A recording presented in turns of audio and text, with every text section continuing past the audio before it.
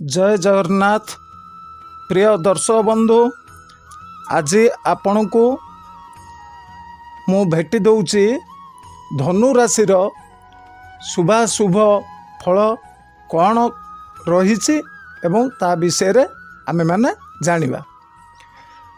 धनु राशि प्रथमतः अधिपति ग्रह है कौन ना बृहस्पति।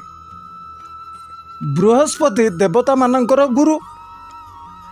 तेणु धनु राशि एमती गोटे राशि थरे धनुरु तीर बाहरी गला परे से आउ किछि बुझे नाही।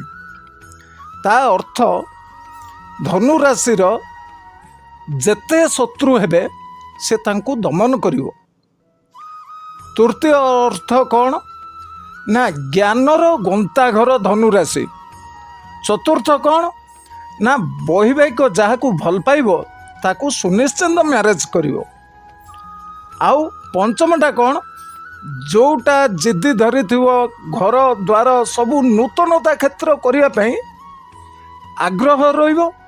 शत्रु बहुत लगे किंतु शत्रु को से केयर न करी शत्रु आगे रे जिद्दी रे जो जिनस भाभी थाए से जिनस करिके देखई थाए।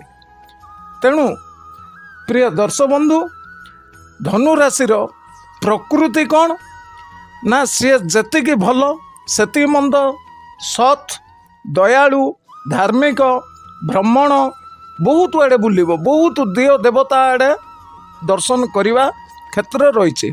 तार व्यक्तित्व कर्तव्यपरायण, मिष्ट भाषा, एकाग्र, क्षणकोपी, शिक्षा क्षेत्र रे प्राथमिक क्षेत्र रे बाधा, द्वितीय क्षेत्र रे उन्नति, उपार्जन तार उपार्जन कौन ना उत्तम आय रहिबो। व्यवसाय कृषिजात पदार्थ व्यवसाय कले किंबा वैदेशिक और प्रकाशनीय व्यवसाय रे उन्नति। चाकरी क्षेत्र रे शत्रुता सत्ते उन्नति, शत्रु जेते लगिले भी तार उन्नति अच्छी। स्वास्थ्य तार स्वास्थ्य होची पेट, चक्षु, मुख और मुंड रोग बाहरी पार। बंधुता तार कम रहिबा।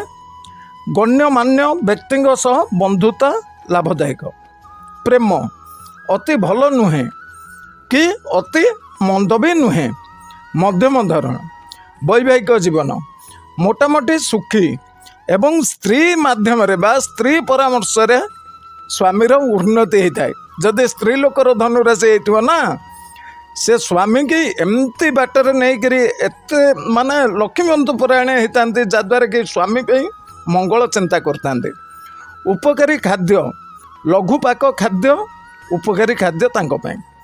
फल और पुष्प धान, लिचु, पियाज, डालचीन, जामकोली, पानमधुरी, गुगुल, नाली फूल तांको ପାଇଁ शुभदायक होता है। धनु राशि देवता कौन ना शिव, गणेश, कार्तिकेय एमानंकु जदि एकत्रित करी पूजा करिवो आपणकर सबु कार्य बाधा विघ्न पूर्ण हबो।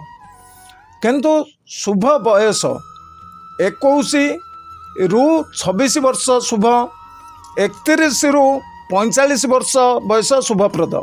शुभ संख्याटा कौन ना 3 संख्या अत्यधिक शुभप्रद। शुभ रत्न कौन ना पुष्पराग, मुक्ता। शुभ धातु कौन ना सुना। आपण मानकर शुभ रंग कौन ना हलदिया, लाल होता है।